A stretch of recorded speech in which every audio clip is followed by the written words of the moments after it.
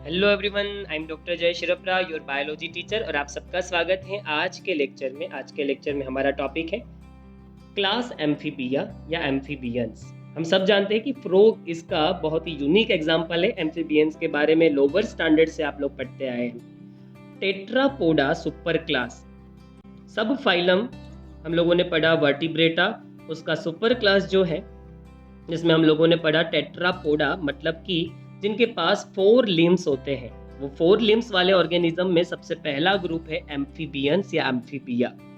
ये नाम इनको कहाँ से मिला, एम्फीबिया या एम्फीबियंस? चलिए नाम का मीनिंग समझते, या जो नेम है वो कहाँ से डिराइव्ड हुआ, ये वर्ड कहाँ से डिराइव्ड हुआ वो समझते हैं। एज द नेम इंडिकेट्स, अगर हम ग्रीक लैंग्वेज या लैटिन में देखें तो एम्फी का मतलब होता है ड्यूअल, और बायो मतलब कि लाइफ। तो बायोलॉजी मतलब साइंस ऑफ लिविंग ऑर्गेनिज्म, तो बायोस मतलब लाइफ होती है, और एम्फी मतलब ड्यूअल, मतलब जो ड्यूअल टाइप की लाइफ सरवाइव करते हैं उनको हम एम्फीबियंस कहते हैं। ड्यूअल लाइफ वाले, इनको ड्यूअल लाइफ ऐसा क्यों कहा? क्योंकि ये सिर्फ ना लैंड पे ही एडेप्टेड है रहने के लिए, पर उसके साथ साथ वाटर में रहने के लिए भी एडेप्टेड है। दो अपोजिट या कॉन्ट्रास्टिंग फीचर्स जो है, कॉन्ट्रास्टिंग जो एलिमेंट्स है, वहां पर ये रहने के लिए कैपेबल है, लैंड हैबिटाट में भी और वाटर हैबिटाट में भी। तो ड्यूअल प्रॉपर्टी है इनके पास, इनके लिए ड्यूअल रेसिडेंशियल है, इसी वजह से हम लोग एम्फीबियंस इस वर्ड से इनको जानते हैं। तो एम्फी वर्ड का मतलब ड्यूअल हुआ, बायोस मतलब लाइफ, ड्यूअल लाइफ, वाटर में भी लाइफ है इनके पास, और जमीन पे भी, लैंड पे भी, टेरेस्ट्रियल भी, इसी वजह से नाम पड़ गया एम्फीबियंस। चलिए हैबिटाट देखते हैं। तो ये तो हम समझ ही चुके हैं, एक्वेटिक हैबिटाट भी है और ये जमीन पे भी रह सकते हैं, लैंड हैबिटाट भी इनके पास है, टेरेस्ट्रियल हैबिटाट भी है। बॉडी स्ट्रक्चर की अगर मैं बात करूं तो इनका बॉडी स्ट्रक्चर कैसा होता है? टेट्रापोडा ग्रुप में इंक्लूड किए गए हैं, तो इनके पास टोटल 2 पेयर्स ऑफ लिम्ब हो गए, एक पैर में 2, तो 2 पैर के अंदर 4 नंबर ऑफ लिम्स हो गए। तो यहाँ पर देखिए, ये इसका पहला लिम्ब है,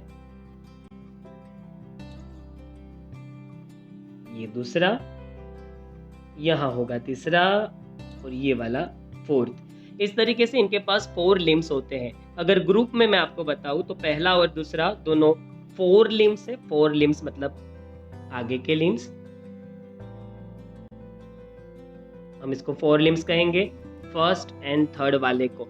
और जबकि पीछे के जो लिम्स हैं उनके लिए हम वर्ड यूज करेंगे हिंड लिम्स, हिंड मतलब पीछे का, और उनमें हम इंक्लूड करेंगे 3rd एंड 4th लिम्ब को। तो इस तरीके से इनके पास 2 पैर हो गई, 4 लिम्ब की एक पैर, हिंड लिम्ब की एक पैर में 2 लिम्स है। इस तरीके से ये टेट्रापोडा हो गए 4 लिम्ब वाले। तो इनके पास 2 पेयर्स ऑफ लिम्स देखने को मिलेंगे बॉडी स्ट्रक्चर में अगर हम बात करें तो। इनका बॉडी भी ह्यूमंस की तरह कुछ पार्ट्स के अंदर डिवाइड किया जा सकता है, जैसे कि head. Body is divided into head and trunk. Head जरूर से है, पर आप हमारी तरह थ्रोट यहाँ नहीं देख पाएंगे, गला नहीं देख पाएंगे। हाँ, पीछे का जो पार्ट है उसके लिए हम वर्ड यूज करेंगे ट्रंक, ये ट्रंक है, और आगे जो पोर्शन है उसको हम लोग हेड कहेंगे। तो बॉडी 2 पार्ट में डिवाइड होती है, हेड एंड ट्रंक। हम फ्रॉग के बारे में ज्यादा डिटेल स्टडी करने वाले हैं चैप्टर नंबर 7 के अंदर। टेल की अगर मैं बात करूं तो टेल प्रेजेंट होती है कुछ कुछ ऑर्गेनिज्म जैसे सालामेंडर में। वैसे तो जब ये फ्रॉग टेडपोल के स्टेज में होता है तब इनमें भी टेल होती है, पर जैसे जैसे ये टेडपोल से मैच्योर फ्रॉग बन जाता है तब टेल गायब हो जाती है। अदरवाइज हम सब जानते हैं कि कॉर्डेटा में जो वर्टिब्रेटा सब फाइलम है उनके सारे ऑर्गेनिजम्स के पास पोस्ट एनल टेल होती है। बर्ड्स में देखिए, मैमल्स में देखिए आप लोग, या रेप्टाइल्स में देखिए। एम्फीबियंस की स्किन जो है वो मॉइस्ट होगी, ड्राई नहीं होगी, मॉइस्ट होगी, क्योंकि फ्रॉग जैसे ऑर्गेनिज्म अपनी स्किन से भी सांस लेते, ब्रीथ करते हैं। ना सिर्फ ये लंग से ब्रीथ करते हैं, पर ये स्किन से भी ब्रीथ करते हैं। स्किन इनका रेस्पिरेटरी ऑर्गन भी है, प्रोटेक्टिव ऑर्गन होने के साथ साथ, और इनकी स्किन पे स्केल्स नहीं होते फिशेस की तरह। इनकी स्किन मॉइस्ट है, और मॉइस्ट स्किन जो है वो रेस्पिरेटरी गैस का एक्सचेंज ज़्यादा फास्ट बना देती है, इसलिए स्किन का मॉइस्ट होना बहुत ज़्यादा ज़रूरी है। इनकी आइज़ की बात करें तो हमारी तरह इनकी आइज़ के पास भी प्रोटेक्शन के लिए आईलिड्स होती है, जिससे अपनी आइज़ को प्रोटेक्ट करते हैं। ये इनका बॉडी स्ट्रक्चर है। कुछ और भी बॉडी स्ट्रक्चर्स इंक्लूड कर दिए गए हैं इसमें, और भी हैं, चलिए देखते हैं। अगर हम बात करें ऑडियो की और हियरिंग कैपेबिलिटी की, तो इनके पास भी ईयर होता है, पर हमारी तरह आउटर ईयर में ईयर लोब नहीं होता। ईयर ड्रम जिसको हम कहते हैं, सीधा ईयर ड्रम से ही इनके ईयर की शुरुआत होती है। देखो ये रहा इसका ईयर ड्रम। अगर आप जूम करके देखेंगे तो आपको ऐसा जो राउंड स्ट्रक्चर यहाँ पर दिख रहा है उसको टिम्पेनम कहेंगे। इस टिम्पेनम के जरिए ही ये सराउंडिंग एनवायरनमेंट से आने वाली जो आवाज़ है उसको कैच करते हैं और पता लगाते कि एनवायरनमेंट उनके फेवर में या नहीं है, कोई डेंजरस सिचुएशन तो नहीं हो रही है एनवायरनमेंट में कि हमें भागना पड़े कहीं। तो टिम्पेनम मतलब ईयर ड्रम, सीधी शुरुआत ईयर ड्रम से। हमारी तरह कोई ईयर लोब्स वगैरह पिन्ना जिसको हम कहते हैं, ऐसा कुछ भी नहीं। एलिमेंट्री कैनाल की बात करें, यहाँ एक यूनिकनेस है। एलिमेंट्री कैनाल मतलब कि डाइजेस्टिव सिस्टम, यूरिनरी ट्रैक मतलब कि यूरिन जहाँ से रिमूव होता है वो, एलिमेंट्री कैनाल मतलब डाइजेस्टिव सिस्टम, और रिप्रोडक्टिव ट्रैक, ये सब एक ही कॉमन चैम्बर में खुलते हैं और उस कॉमन चैम्बर को हम क्लोएका कहेंगे। क्लोएका इसका यूनिक फीचर, और क्लोएका वर्ड जब भी आए तब आपको दिमाग में स्ट्राइक हो जाना चाहिए कि हम एम्फीबियंस की बात कर रहे हैं, और वो बाहर की तरफ खुलता है। तो क्लोएका में ना सिर्फ एलिमेंट्री कैनाल से आया हुआ अनडाइजेस्टेड फूड है, रिप्रोडक्टिव ट्रैक से आया हुआ स्पर्म एंड ओवम है, और यूरिन से आया हुआ यूरिन भी है।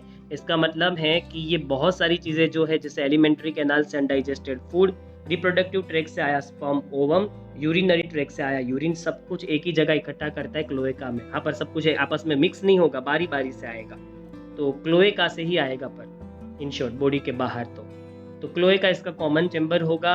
और क्लोएका वर्ड बहुत यूनिक है और हम एम्फीबियंस के लिए ही इसको यूज़ करते हैं। चलिए आगे बढ़ते हैं और रेस्पिरेशन की तरफ देखते हैं। तो मैंने आपको रेस्पिरेशन ऑलरेडी बता दिया है कि ये लंग से रेस्पिरेट करते हैं, फ्रॉग की मैं बात कर रहा हूँ, और स्किन से भी। हाँ, पर एम्फीबियंस में कुछ ऑर्गेनिज्म गिल्स भी पजेस करते हैं, तो वो गिल्स के जरिए भी रेस्पिरेट कर सकते हैं। तो इनके पास गिल्स, लंग्स और स्किन जैसे ऑर्गन्स होते हैं जिसके जरिए ये रेस्पिरेशन का जो फंक्शन है वो कंप्लीट करते हैं। अगर मैं हार्ट की बात करूँ तो इनमें 3 चैम्बर्ड हार्ट होता है, और यहाँ पर एक चैम्बर इंक्रीज हुआ, इवोल्यूशन हुआ हार्ट का, और 2 चैम्बर की जगह एक और चैम्बर इंक्रीज हो गया। जहाँ पर एक ऑरिकल, एक एट्रियम देखा जाता था, वहाँ पर 2 एट्रियम या ऑरिकल बन चुके हैं। लेफ्ट एट्रियम या ऑरिकल में ऑक्सीजनेटेड ब्लड आएगा और राइट में डीऑक्सीजनेटेड, पर वेंट्रिकल एक है इसलिए दोनों ब्लड ऑक्सीजनेटेड और डीऑक्सीजनेटेड आपस में मिक्स हो जाएंगे। वो आपको याद नहीं रखना है, आपको इतना याद रखना है कि 2 एंट्रियम या फिर ऑरिकल है और एक वेंट्रिकल। ये ऑर्गेनिज्म भी कोल्ड ब्लडेड ऑर्गेनिजम्स ही है या एनिमल है, ये भी अपना टेम्परेचर कांस्टेंट नहीं रख पाते, सराउंडिंग एनवायरनमेंट के हिसाब से अपना टेम्परेचर चेंज करते हैं। अगर आउटर एनवायरनमेंट का टेम्परेचर 15 डिग्री है तो इनका भी 15 डिग्री हो जाएगा। आउटर एनवायरनमेंट अगर 30 डिग्री सेल्सियस टेम्परेचर शो कर रहा है तो इनका भी टेम्परेचर 30 डिग्री सेल्सियस हो जाएगा। इनको हम कोल्ड ब्लडेड एनिमल्स कहते हैं। और अब रिप्रोडक्शन की तरफ आगे बढ़ते हैं। एम्फीबियंस रिप्रोडक्शन कैसे करते हैं? तो सबसे पहले शुरुआत सेक्सुअलिटी से करें तो सेक्सेस सेपरेट होते हैं, मेल और फीमेल सेपरेट पाए जाते हैं, जिसका मतलब है कि मेल फ्रॉग और फीमेल फ्रॉग डिफरेंट होंगे। पर अगर मैं फर्टिलाइजेशन की बात करूं तो इनका फर्टिलाइजेशन एक्सटर्नल है। स्पर्म और ओवम मेल और फीमेल फ्रॉग वाटर के अंदर रिलीज करेंगे। स्पर्म और ओवम का फ्यूजन वाटर के अंदर होगा, मतलब कि फ्रॉग की बॉडी या फिर एम्फीबियंस की बॉडी के बाहर, जिसका मतलब हुआ एक्सटर्नल। दे आर ओवीपेरस, ये अंडे रखते हैं और यहाँ पर मैंने उन्हीं के एग्स को दिखाया है, ये ओवीपेरस हैं। और अगर मैं डेवलपमेंट की बात करूँ तो इनमें से कुछ ऑर्गेनिज्म का डेवलपमेंट डायरेक्ट है और कई ऐसे भी है जिनका इनडायरेक्ट भी है। डायरेक्ट की बात करूँ तो डायरेक्ट में जो ऑर्गेनिजम्स होते हैं उनके बेबी सीधे ही अपने पेरेंट जैसे रिजेंबल करते हैं बर्थ के साथ, पर इनडायरेक्ट डेवलपमेंट फ्रॉग में देखने को मिलता है। शुरुआत में इनके ऑर्गेनिज्म लावा जैसे होते हैं, फिर धीरे धीरे डेवलप होते हैं तो टेडपोल जैसा शेप बनाते हैं, और फिर कहीं जाके मैच्योर होने के बाद एडल्ट फ्रॉग बनते हैं। टेडपोल में गिल्स पाई जाती है और टेल भी होती है, पर वो गिल्स भी चली जाती हैं और वो टेल भी गायब हो जाती है जब टेडपोल बन जाता है एक मैच्योर फ्रॉग। इस तरीके के डेवलपमेंट को हम इनडायरेक्ट कहते हैं, क्योंकि इसमें बेबी अपने पेरेंट जैसे रिजेंबल नहीं करते, वो मैच्योर होने के बाद, एडल्ट होने के बाद ही अपने पेरेंट जैसा रिजेंबल करते हैं। तो ये था रिप्रोडक्शन। अब लास्ट में इसी टॉपिक को हम कंप्लीट करेंगे इसके एग्जांपल्स के साथ। तो एग्जांपल्स रहेंगे हमारे, सबसे पहले टॉड, सेकेंड एग्जांपल है फ्रॉग जिसको राना भी कहते हैं, ट्री फ्रॉग को हाइला भी कहते हैं, और ये जो फिगर आपको दिख रही है ये सालामेंडर की है, सालामेंडर या सालामेंड्रा भी इसको कहते हैं। और इसके बाद जो ऑर्गेनिज्म है उसको लिम्बलेस एम्फीबिया भी कहते हैं, इक्थियोफिस ये नाम भी इसका है। कई लोगों को लगता है कि इक्थियोफिस जो है वो स्नैक लाइक स्ट्रक्चर है, वाटर का स्नैक, कई लोग इसको वाटर स्नैक भी कहते हैं, पर ऐसा है नहीं, ये वाटर स्नैक बिल्कुल नहीं है, ये इक्थियोफिस है, इसमें लिम्ब नहीं है, मतलब जो हाथ और पैर हम जिसको कहते हैं पैर कहते हैं वो इनके पास नहीं होगा। और देखिए इन्होंने यहाँ पर अंडे रखे हुए हैं, इसका नाम इक्थियोफिस है या लिम्बलेस एम्फीबिया पे इसको कहा जाता है। तो इसी के साथ हम इस चैप्टर को एम्फीबिया के टॉपिक से फिलहाल कंप्लीट कर रहे हैं। इस चैप्टर में और भी कंटेंट बाकी है, वैसे चैप्टर तो कंप्लीट नहीं हुआ पर लेक्चर ज़रूर से कंप्लीट कर रहे हैं। नेक्स्ट लेक्चर में हम रेप्टाइल के साथ मिलेंगे, तब तक आप प्रीवियस लेक्चर का कंटेंट है उसको प्रिपेयर करिए। हेलो।